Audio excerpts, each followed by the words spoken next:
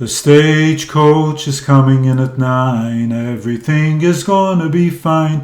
Sara's in town and she'll be there, sweeter than the morning air.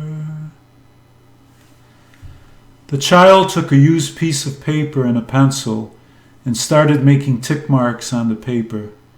When he was just about done filling up both sides, his mother went to him and asked him what he was doing. He said, "This is how much I love you." There was a pony farm that children went to on weekends, and they often talked about it together at school. I finally got to see it while helping my father with deliveries. I thought I would get a chance to ride a pony, but the children I saw there were much younger than I. The children I knew at school had moved on somewhere else. I didn't want anyone to ask me to take a pony ride, and no one did. A mother and a daughter came to stay and visit with my parents. My parents asked me to show the girl around town.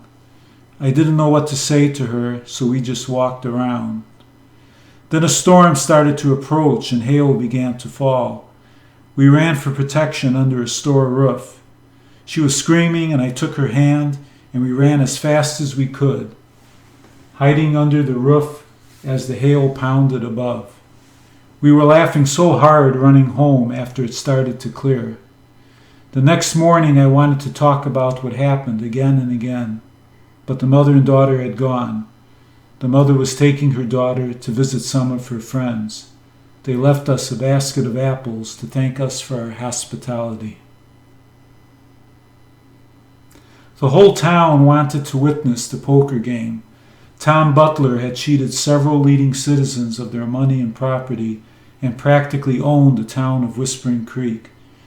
I was a lawman from a small town nearby, and Sara was a teacher sent by some association who knew the game of poker. We had one chance to win back the town. Tom Butler could be persuaded to play any poker game where the money was good, and he was very good at the game.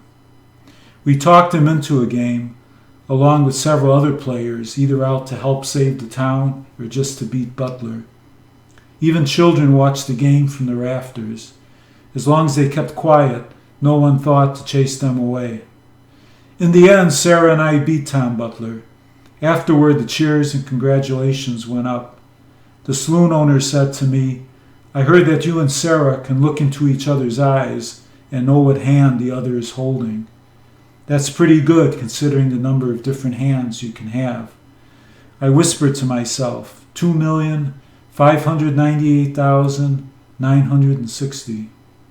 What remained unanswered was his follow-up question. What do you see in each other's eyes when you're not saving a town? The sheriff's office was dark and I sat next to the desk looking down. The sheriff paced on the floor, which creaked louder in the dark.